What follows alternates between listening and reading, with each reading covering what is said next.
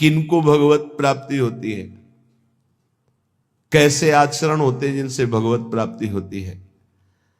बोले भगवत साक्षात्कार के लिए ये बातें अवश्य होना चाहिए। पहला गुरु चरण आश्रय, दूसरा गुरु मंत्र नाम का अनुष्ठान, तीसरा गुरु की आज्ञा के अंतर्गत साधु सेवा, चौथा भजन में प्रतिदिन उत्साह बढ़ाना और दुखों को धैर्यपूर्वक सहना। मंत्रानुष्ठान, नामानुष्ठान, संत सेवा, उत्साह, धैर्य, ये गुरुदेव के शासन में रहकर पक्का भगवत साक्षात्कार हो जाएगा यदि गुरुदेव के शासन में रहकर अहंकार न करे तो। अगर गुरुदेव का शासन न स्वीकार करे तो ये साधन करते हुए अहम पुष्ट हो जाएगा और किसी न किसी महापुरुष का अपराध बन जाएगा, जिससे आपका भजन निष्फल हो जाएगा, भगवत साक्षात्कार नहीं हो पाएगा। इसलिए मंत्रानुष्ठान, नाम जप का अनुष्ठान, गुरु सेवा, संत सेवा, उत्साह, धैर्य, ये सब गुरु अनुशासन में करे, गुरु आज्ञा। आज संत सेवा का भाव है, आपकी अनुमति हो, आज्ञा हो, आज ये अनुष्ठान, आज ये हर बात, अब जो कहां करें हम सोई, आयुष लिए चले निजदासी। पहला। दूसरा, हर समय विचार करते रहो कि यहां कभी भी श्वास रुक सकती है, इसलिए मुझे यहां किसी से प्रेम न होने पावे। ये बहुत सावधानी की बात है। मुझे यहां किसी से प्रेम न होने पावे, नहीं उसके लिए मुझे लौटना पड़ेगा। जैसे हिरन से प्रेम हुआ तो आना पड़ा ना हिरन रूप में। यहां मुझसे किसी से द्वेष ना होने पावे। दो बातें देखनी, यहां प्रेम का तात्पर्य राग है और द्वेष। अगर ये दो हुए तो फिर आना पड़ेगा। लेना और देना, तो बाजार बंद नहीं होगी, न लेना न देना, मगन रहना। कबीरा खड़ा बाजार में, सबसे पूछत खैर, ना काहू से दोस्ती और ना काहू से बैर, समान भाव। तीसरा, ये भगवत प्राप्ति के लिए अत्यंत अनिवार्य है। पहला है गुरु प्रदत्त मंत्र, गुरु आज्ञा से ही संत सेवा, मंत्रानुष्ठान, नाम जप अनुष्ठान, उत्साह और धैर्य। सावधानी ये कि कहीं अहंकार ना आ जाए, कहीं किसी संत का भूलकर अपराध न बन जाए। ये दूसरा, संसार में सदा रहना नहीं है, कभी भी कोई भी श्वास हमारी आखिरी हो सकती है, इसलिए हमें यहां किसी से प्रेम नहीं करना, क्योंकि हमें जाना है यहां। ना किसी से द्वेष करना है, सबसे भगवत भाव से। तीसरा, हमें प्रभु की प्रगट सेवा करके मानसिक सेवा में प्रवेश पाना है। मानसिक सेवा सब सेवाओं में महान सेवा होती है, पर वो बिना शरीर से प्रगट सेवा किए मानसिक सेवा की सिद्धि नहीं हो सकती। मानसिक सेवा से भगवत प्राप्ति बहुत जल्दी होती है, पर मानसिक सेवा प्रगट सेवा से होती है। चौथा, सब साधनों में सर्वश्रेष्ठ साधन और साध्य नाम पाया गया है। नाम, जो चलते फिरते, उठते बैठते, खाते पीते, हर समय नाम जप करता रहता है। 24 घंटे चेतना जब है तब नाम चल रहा है। ये नाम जप का अभ्यास अंत समय के लिए किया जाता है कि जब हमारा आखिरी समय हो तो नाम जप हमारे हृदय में गूंज रहा हो। जीवन भर आप अभ्यास करो, अंतिम समय भगवान तुम्हारा अभ्यास बन जाएंगे, अंतिम समय भगवान स्मरण बन जाएंगे। ये बड़ा आनंद का विषय होता है जब कोई भयावह परिस्थिति आती, कष्टपूर्ण, और उस समय जब देखो कि मंत्र नाम चल रहा है, प्रिया जो मुस्कुरा रहे, बड़ा शीतल हृदय रहता है, ठीक है, बिल्कुल ठीक है, कनेक्शन सही है। उस समय हाय हाय मच जाए, प्रभु को भूल गए, संकट परिस्थिति, विपत्ति परिस्थिति आई या कोई भयानक परिस्थिति, फिर तो गड़बड़ है। ये अभ्यास भजन का 24 घंटे किस लिए किया जाता? अंतिम समय के लिए। अंतिम समय निकल जाए, राधा कृष्ण हरि, बात बन गई। जब कोई जीवन भर अभ्यास करता है ध्यान से सुनना, तो अंतिम समय उसका स्मरण भगवान बनते हैं।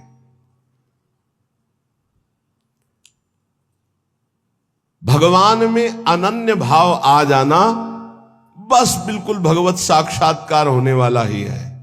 ये अंदर की बात है, जबान की नहीं है। अंदर से अनन्यता केवल अपने आराध्य देव की अब दर्शन होने वाले ही है। शरणागति का मर्म है पूर्ण आत्मसमर्पण। ये आत्मसमर्पण बिना गुरुदेव के नहीं होता। आत्मसमर्पण करना भी हमको नहीं आता, वो गुरुदेव की कृपा से ही होता है। प्रभु प्रेम के सब साधन एक तरफ और आत्मसमर्पण एक तरफ। जीव ही आत्मसमर्पण दृढ़ होता है, तेव ही उपासक के नेत्रों के सामने युगल सरकार झलकने लगते हैं। इसलिए हर समय नाम जप, भगवद आश्रय और ये विचार कि श्वासों भर या जियब की करे प्रतीति न कोई, ना जाने फिर श्वास को आवन होए न होए। राधा राधा राधा, अगर हमारी यही आखिरी श्वास है तो हमारा काम बन गया। आखिरी श्वास किसे कहते हैं समझना। जैसे हम बोले राधा, अब हम बोलने लायक नहीं रहे, 4 दिन जिए तो ये हमारी आखिरी श्वास मानी जाएगी।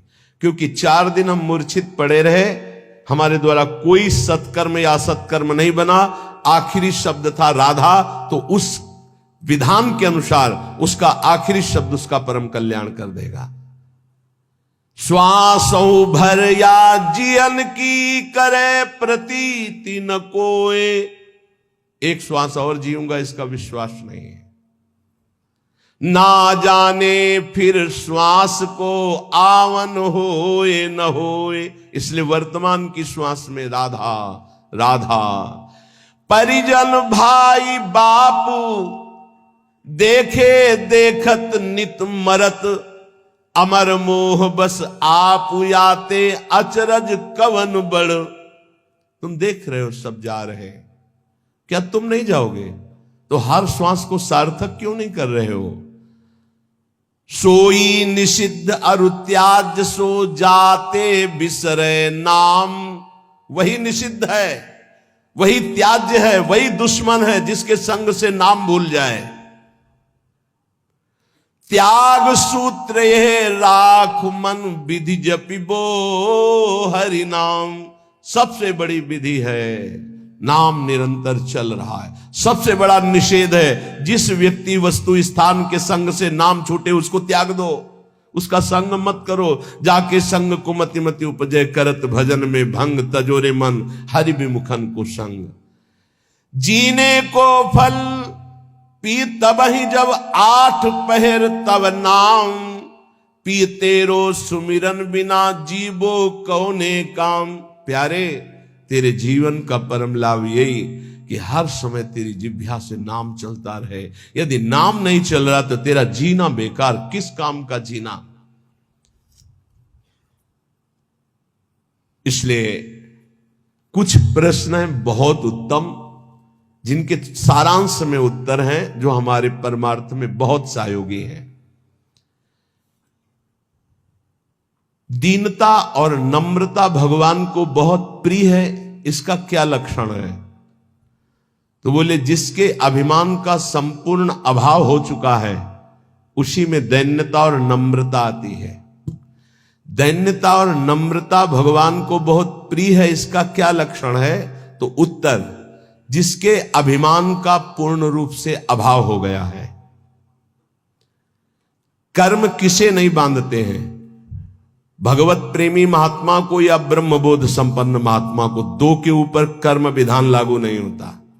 सिद्ध महापुरुष भगवत प्रेमी या सिद्ध महापुरुष ज्ञानी तत्वबोध, इन दो के ऊपर कोई भी कर्म लागू नहीं होता, ना संचित कर्म, ना प्रारब्ध कर्म, ना क्रियमाण। तो कह दोगे कि बड़े बड़े सिद्धों के शरीरों में तो शरीर है क्या, वो सिद्ध हो चुके, शरीर से परे हो चुके, कोई भी कर्म उनको बांध नहीं सकता। बकाया सब कर्म के बंधन में बंधे, दो ही मुक्त हैं, या तो भगवत प्रेमी महात्मा या तत्वबोध संपन्न ज्ञानी। पुण्य नाश का हेतु क्या है? पुण्य कैसे नष्ट हो जाते हैं? जब कोई अहंकार में भरकर अपने पुण्य की चर्चा करता है, उसी समय सारे पुण्य नष्ट हो जाते हैं। ध्यान देना, वो वृंदावन गए थे, 100 संतों को फिर रबड़ी और खीर पवाई और फिर 100 दक्षिणा भी दी। अरे हम कहा तुझे तो चलता ही रहता है, फिर एक एक सेव और महात्मा लोग तो कह रहे थे जैसा तुमने पवाया वैसा तो आज तक पाया ही नहीं, सब गया तुम्हारा, सब गया, जो तुमने किया था सब नष्ट हो गया। ध्यान देना, पुण्य नष्ट कैसे हो जाते हैं? अहंकार में भर करके अपने किए हुए पुण्यों का वर्णन करने से पुण्य नष्ट हो जाते। बहुत ही लाभदायक प्रश्न उत्तर है। 4 लोग बैठे, वो प्रयाग गए थे तीर्थ, संगम में 4 बजे स्नान किया, फिर ऐसा सर्दी तो थी पर हमने कहा ऐसा, और हमने दान भी दिया, वो सब जा रहा है, सब नष्ट हो रहा है। कभी अपने सुकृतों को, अच्छे कार्यों को, भगवत कार्यों को प्रकाशित ना करे। पता नहीं लोगों के दिमाग में क्या भरा रहता है। अपने पुण्यों की गाथा अपने मुंह से अहंकार भर के जो करोगे वो सब नष्ट हो जाएगा। ध्यान देना, पुण्य क्षीण कैसे होते हैं? गुणों का अभिमान करके, गर्व करके पुण्यों का वर्णन करने से पुण्य क्षीण हो जाते हैं।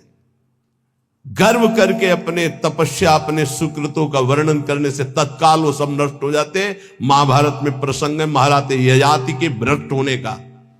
केवल गर्व करके बोल दिया ऐसा ऋषि न पीछे कोई हुआ है न आगे ऐसा होगा, तत्काल खोपड़ी के बल स्वर्ग से नीचे ढकेल दिए गए। सब ऋषियों का अपमान करने के कारण, गर्व भरे सुकृत वचन बोलने के कारण तुम्हारे पूरे पुण्य खत्म हो चुके, सब नष्ट हो गए। पुण्य क्षीण कैसे होते हैं? अभिमान भरकर अपने पुण्यों की चर्चा करने से। बहुत संभलना, लुटेरे बहुत हैं। आप गए थे, अच्छा लगा होगा वृंदावन में, क्या क्या जैसे ठाकुर जी रखे वैसे चले। नहीं, सत्संग किए होगे, भजन साधन कुछ, क्या सत्संग भजन साधन, ठाकुर जी जैसे। बस किसी को अपनी थैली मत पकड़ाओ, नहीं सब खत्म कर देगा वो। हाँ वो गए थे फिर ऐसा फिर वैसा, नहीं चुप शांत, क्या ऐसे जैसे हम अपनी असत गलतियों को कभी प्रकाशित नहीं किए, तो सत बातों को क्यों प्रकाशित करें? ये तो अच्छी बात है, इसको छुपाओ, असत बातों को प्रकाशित करो। मेरे जैसा नीच कैसे, ऐसा हमसे हो गया। हिम्मत हो तो बोलो, बोलने की हिम्मत नहीं होगी क्योंकि दुर्गति होनी है। जो पुण्य बचे उनको बोल बोल कर खत्म कर दिया जाता है। शुद्ध भाव, भगवत भाव किसके हृदय में जागृत होता है? जो सबसे ममता शून्य होता है। ध्यान रखना, भगवत भाव किसके हृदय में जागृत होता है? जो सबसे ममता शून्य होता है। सबकी ममता ताग बटोरी, मम पद मन ही बांध बर डोरी। देखते एक एक प्रश्न और छोटे उत्तर महान चीज है। संसार के बंधन का कारण क्या है? व्यक्ति, वस्तु, स्थान में दृढ़ आसक्ति। मैं इस वस्तु के बिना नहीं जी सकता, मैं इस व्यक्ति के बिना नहीं जी सकता, मैं इस जगह के बिना नहीं जी सकता। बंधन का कारण क्या है? वस्तु, व्यक्ति, स्थान की दृढ़ आसक्ति। धन्यवाद का पात्र कौन है? जो समदर्शी ब्रह्मदर्शी महापुरुष है। समदर्शी वासुदेवा सर्वमिति, जो सर्वत्र भगवान को देखता है, वो धन्यवाद का पात्र है। महान श्रेष्ठ पुरुष किसे कहते हैं? जो अहंकार नष्ट कर चुका है अपना, वही महान पुरुष है। अहंकार रहित हुआ ही महान पुरुष है। ये जन्म मरण के चक्कर को पुष्ट करने वाली साकल क्या है? साकल माने बांधने वाली। बोले भोगों की वासना ही ये साकल है जो जीव को बांधती है। सुख प्राप्ति का उपाय क्या है? नाम जप करते हुए भोगों की तृष्णा का त्याग करना। तृष्णा कहते हैं भोगे हुए भोग को बार बार भोगने की इच्छा का नाम तृष्णा है। फिर प्रश्न सुनो, सुख कैसे प्राप्त हो? बोले जो नाम जप करते हुए भोगों की तृष्णा का त्याग कर देता है वो सुखी हो जाता है। जन्म कैसे होता है? बोले अज्ञान के कारण। नरक के समान या नरक की प्राप्ति कैसे होती है? बोले काम क्रोध लोभ की वृत्तियों से। काम क्रोध लोभ की वृत्तियों से नरक के समान कष्ट और नरक भोग की प्राप्ति होती है। जागा हुआ कौन पुरुष कहा जाता है? जो ज्ञानी है, विवेकी है, उसे जागा हुआ पुरुष कहते हैं। सबसे बड़ा दुश्मन कौन? अपनी ना जीती हुई इंद्रियां और मन। सबसे बड़ा दुश्मन कौन? अपनी ना जीती हुई इंद्रियां और अपना मन। भोगों में लगा हुआ मन और इंद्रियां सबसे बड़े दुश्मन। सबसे बड़ा मित्र कौन? जिसने मन पर विजय प्राप्त कर ली, वो मन सबसे बड़ा मित्र। जिसने मन को अधीन कर लिया, अधीन हुआ मन सबसे बड़ा मित्र। दरिद्र पुरुष किसे कहते हैं? जिसके अंदर धन की तृष्णा, भोगों की तृष्णा बढ़ चुकी है, उसे दरिद्र कहते हैं। दरिद्र का मतलब गरीब नहीं होता। जिसकी जितनी मांग बढ़ गई उतना दरिद्र हो गया वो। प्रेम और ज्ञान किसको प्राप्त होता है? जिसका जितना दृढ़ वैराग्य होता है उतना ही शुद्ध ज्ञान और प्रेम प्राप्त होता है। मृत्यु के समान कष्टदायक कौन है? बोले प्रमाद। भजन में प्रमाद, दिनचर्या में प्रमाद, साधन में प्रमाद, कर्म करने में प्रमाद। ये प्रमाद ही मृत्यु के समान भयावह है। कैसे? प्रमाद किसे कहते हैं? ना करने योग्य के कार्य करने में रुचि और करने योग्य कार्य में अरुचि। ये जितनी जेल भरी है प्रमाद से ही भरी है। प्रेम किससे करना चाहिए? जो अपनी आत्मा है, जो अपने प्राणों से भी अधिक प्रिय है। कौन? अपने प्रभु। प्रभु से प्यार करना चाहिए। संपत्तिवान किसे कहते हैं? नाम जापक को। धनी कौन? सबसे बड़ा संसार में धनी कौन? बोले जिसके पास जितना नाम रूपी धन है वही संपत्तिवान। ऐसा कौन सा बंधन है जिसे खोलना बहुत कठिन है? बोले आसक्ति। ये आसक्ति है पर ये जा नहीं सकती। ये आसक्ति, स्त्री की आसक्ति, पुरुष की आसक्ति, भोगों की आसक्ति, रुपए की आसक्ति, पद की आसक्ति। शीघ्र से शीघ्र क्या किया जाए? भजन। शीघ्र से शीघ्र भजन कर लो, पता नहीं कब श्वास रुक जाए। जो मदिरा जैसे मतवाला कर देती है, निर्णय लायक नहीं रखती, ऐसा ही क्या है जो मदिरा की तरह मादक करके भ्रष्ट कर देता है? बोले धन का नशा। धन का नशा। अंधों में अंधा पुरुष कौन है? मतलब अंधों से भी अंधा पुरुष कौन है? बोले जो काम से व्याकुल हो चुका है। वो नहीं देखेगा कि बेटी है कि बहन है कि पूज्य है कि क्या है। कोआ मदांधो मदना तो रोवा। जिसके अंदर काम सवार हो गया वो नीच पुरुष कुछ भी कर सकता है। कामातुरोवा। अंधा कौन है? अंधों में अंधा? बोले जो कामातुरोवा। चित्त की एकाग्रता हो गई, इसका परिचय क्या है? उठते बैठते चलते फिरते हर समय प्रभु के ध्यान में वृत्ति बनी रहे, यह चित्त की एकाग्रता है। इस संसार में सबसे बड़ा लाभान्वित कौन हुआ? जिसे भगवत प्राप्ति हो गई। अत्यंत दुखद क्या है? सबसे बड़ा दुख क्या है? भोगों की आशा। भोगों की आशा, जिसमें सब फंसे हुए हैं। दुखालयम शाश्वतम, कोई बिरला होगा। आशा ही परमम दुखम, नैराश्यम परमम सुखम। किस पर भरोसा करना चाहिए? एकमात्र भगवान पर, बस। किस पर भरोसा करना चाहिए? एकमात्र भगवान पर, और किसी पर नहीं। जिनको हम अपनी रक्षा में समझ रहे हैं वही भक्षक हो जाते हैं। एकमात्र रक्षक श्री भगवान है। अब यहां एक बात देखना है, कभी कभी अज्ञानी जीव ऐसा कहते हैं कि देखो इसको ऐसा क्यों हो रहा है, तो भगवान क्यों नहीं बचा लिए? कर्म का भोग है, जीव अपने कर्म का भोग भोगता है।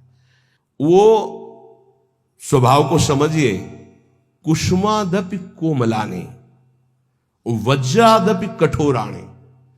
वो कुसुम से भी कोमल हृदय का, वज्र से भी कठोर हृदय का है। जो कर्म जैसे करता है उस जीव को वैसे ही भोगना पड़ता है, वैसे ही भोगना पड़ता है। फिर लोग प्रश्न करते हैं कि कहते हैं भगवान तो चराचर जीव के स्वामी है, उन्होंने इस जीव को क्यों नहीं बचा लिया? तो दो सिद्धांत समझ लोगे तो आपको भ्रम खत्म हो जाएगा। वो अपने आप से अपने आप को रचता है, शब्द याद रखना। वो अपने आप से अपने आप का पालन करता है, वो अपने आप से अपने आप का विनाश करता है, दूसरा कोई है नहीं, पहला सिद्धांत। और दूसरा, अगर तुम दूसरा मानते हो तो अवश्य में वो भोक्तव्यम कृतम कर्म शुभाशुभम, आपको अपने शुभ अशुभ कर्म भोगने पड़ेंगे। एकांत में किसी जीव को भून करके आपने खाया,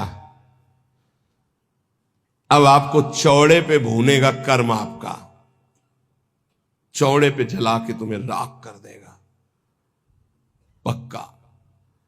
गाड़ी जा रही, एक्सीडेंट हुआ, पिस गए, जल गए, अवश्य में भोक्तव्यम कृतम कर्म शुभाशुभम। भरोसा एकमात्र श्री भगवान पर, और कर्म सच्चे तो कोई दुख नहीं दे सकता। अगर कर्म तुमने पाप कर्म किए तो वो निरपेक्ष होकर परमात्मा तुम्हारे अंदर बैठे ही देख रहा है, वो बिल्कुल सहयोग नहीं करेगा, ध्यान रखना। जब पाप कर्म कर रहे थे तब ध्यान दिया तुमने कि परमात्मा तुम्हें देख रहा है? नहीं दिया। तो अब जब उसका दंड आएगा तो तुम फिर भोगोगे, फिर वो नहीं देखने वाला। वज्रादपि कठोराणि, वज्र से भी वो कठोर है। तिनकर काल रूप में भ्राता, अर्जुन से विराट रूप को दिखाकर कह रहे देख मैं काल का महाकाल, और सबको चबा रहे हैं वही श्री कृष्ण, जो सबको रचते हैं, सबका पालन करते हैं, वही सबका संहार करते हैं, कोई दूसरा नहीं। जो विवेकवान है वो कभी संशय नहीं करता कहां गया भगवान, कैसे रक्षा, अरे वही है, वही उन्हीं में है, वही आग बना हुआ जल रहा है, वही आग है। बस किसका जीवन सबसे पवित्र और श्रेष्ठ माना जाएगा? जो निरंतर भगवान की आज्ञा में रहकर भजन करते हुए कर्तव्य कर्म करता है। समाधि किसे कहते हैं? जो चलते फिरते उठते बैठते हर समय परमात्म चिंतन में डूबा हुआ है, एकात्म भाव से। संपूर्ण त्रिभुवन को किसने जीत लिया? जिसने मन को निर्विषय कर लिया। मन को जीत लिया, त्रिभुवन को जीत लिया। संसार में सबसे श्रेष्ठ और महान कर्म कौन सा है?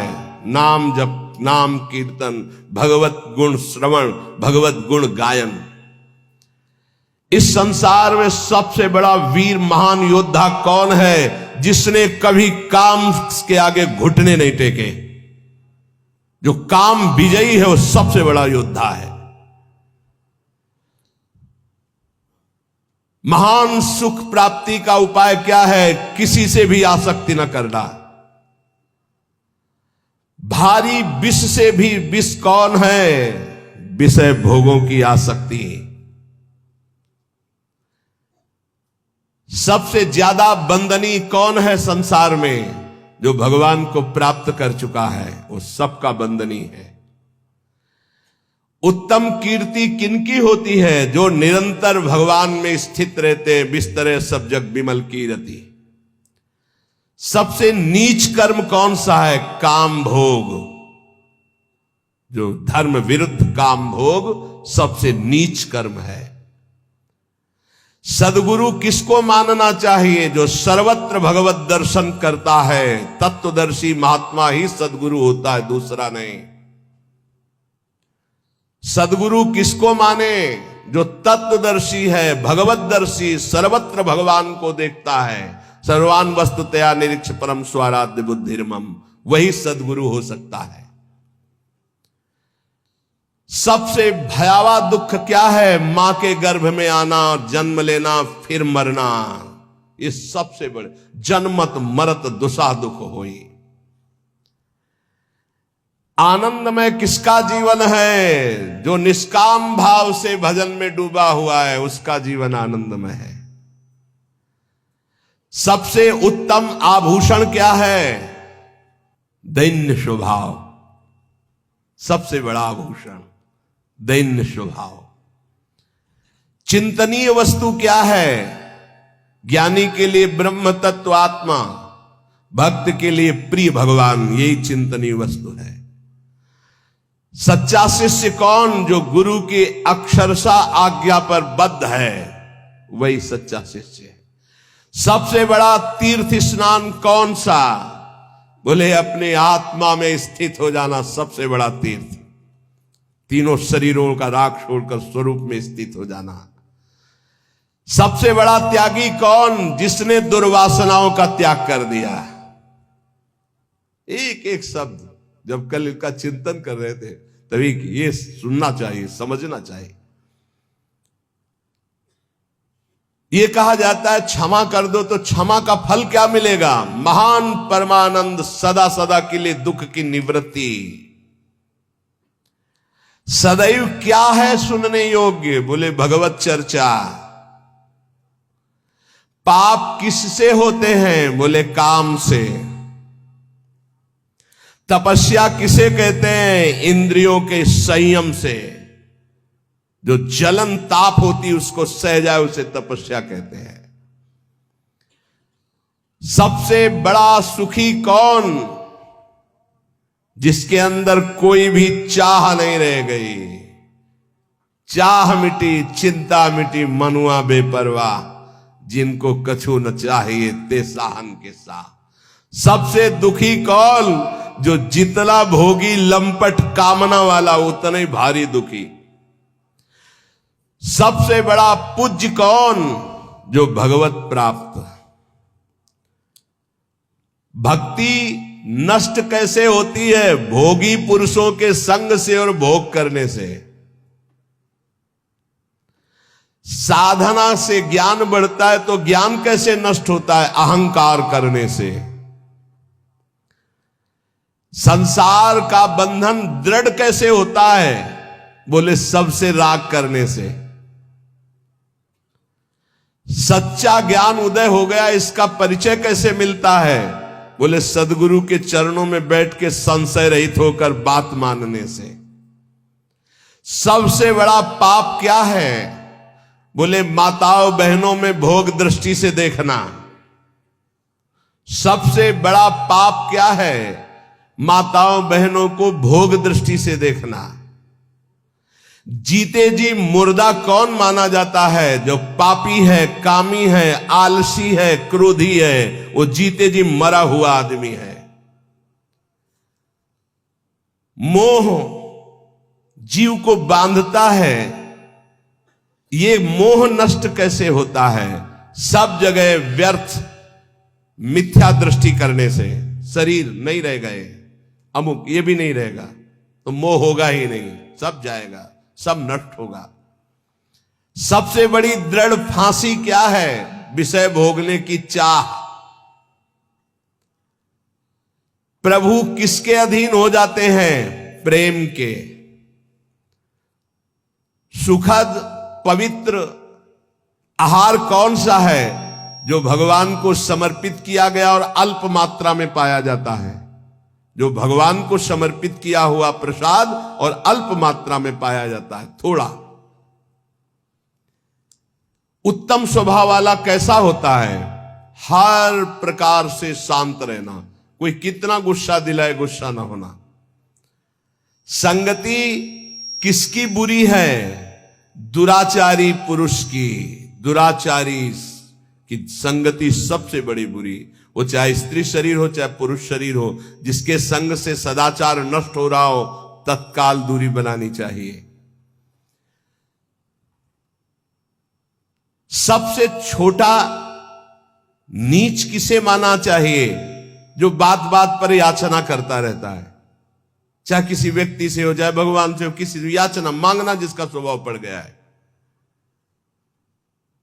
सबसे ज्यादा इस संसार में यश और महत्व किसका होता है? जिसने ना मांगने का दृढ़ व्रत लिया है। जिसने ना मांगने का दृढ़ व्रत लिया है कि मर चाहे जाऊं मंगबो भलो न बाप सो जो प्रभु राखा टेक, उसका महत्व बहुत जल्दी जागृत हो जाता है। ये मनुष्य कष्ट क्यों भोगता है? ना चाहते हुए भी कष्ट क्यों भोगता है? क्योंकि ये मन और इंद्रियों को सही रास्ते पे ना लगाने के कारण पाप कर्म करता है और उसका परिणाम कष्ट भोगता है। एक सरल उपाय बताइए जिससे भगवान रीझ जाए। नाम जप करते हुए पुकार पुकार कर उनसे प्रार्थना करो, राधा। हम नाम उच्चारण कर रहे, मनो बुला रहे, राधा राधा राधा। फिर देख लेना, साधक सबसे ज्यादा त्याग किसका करे? कुतर्क और कुसंग का। प्रेम का स्वरूप क्या समझा जाए? अपने प्रेमास्पद प्रभु के हर समय समीप रहना चिंतन के द्वारा। क्षण भंगुर क्या है? प्रभु के सिवा सब कुछ, प्रभु के सिवा सब कुछ। प्रबल दुश्मन कौन है? यही विषयों में फंसाए हुए मन, ये बड़ा भारी दुश्मन। मन को कैसे वश में करें? नाम जप का अभ्यास और संसार से वैराग्य करने से मन वश में हो जाता है। ये सत्य को प्राप्त हो चुका है। इसकी पहचान क्या है? वो द्वंद्वातीत और एक रस होगा। मान अपमान निंदा स्तुति में समान भाव होगा, वो एक रस होगा, तो वो भगवत प्राप्त हो चुका है। प्रशंसा हुई तो फूल गया, निंदा हुई तो रो पड़ा, सुख आया तो फूल गया, दुख आया तो रो पड़ा। ये स्थिति प्रज्ञ के लक्षण नहीं होते। जो उत्तम गति प्राप्त करना है उसका सरल उपाय बता दीजिए। सत्संग। जिसको रोज सत्संग मिलता है निश्चित उसकी उत्तम गति होगी। हमारी वाणी पवित्र हो गई कैसे जाने? जब झूठ निकलना बंद हो जाए, सत्य भाषण। हमें भय करना चाहिए तो किससे? गंदी बात सिखाने वाले लोगों से और नशों से। नशा, कोई नशा नहीं, और गंदी बात सिखाने वाले लोगों से भय करना चाहिए, नहीं मिलना चाहिए। कैसे जान ले कि हमें परम पद मिल ही जाएगा? नाम चल रहा है तो पक्का जान लो परम पद मिल जाएगा। बहुत सुंदर सुंदर छोटे से प्रश्न, छोटा सा उत्तर। परम पद में जाते हुए भी हमें कौन नष्ट कर सकता है? बोले पाखंड, आडंबर, दंभ, नाटक, ये तुम्हें नष्ट कर सकता है। दंभ, नाटक, पाखंड, आडंबर परम पद में जाते हुए भी तुम्हें वापस कर लेगा। बचो इससे। भगवान में श्रद्धा कैसे बढ़ती? भगवत प्रेमी महात्माओं की सेवा से।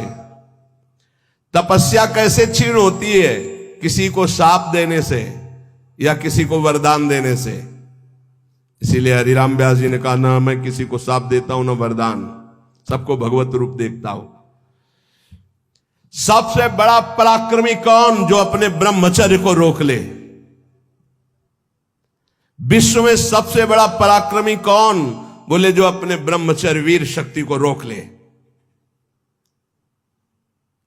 देह दुखी, मन दुखी, परिवार दुखी, ऐसा किस व्यक्ति से हो सकता है?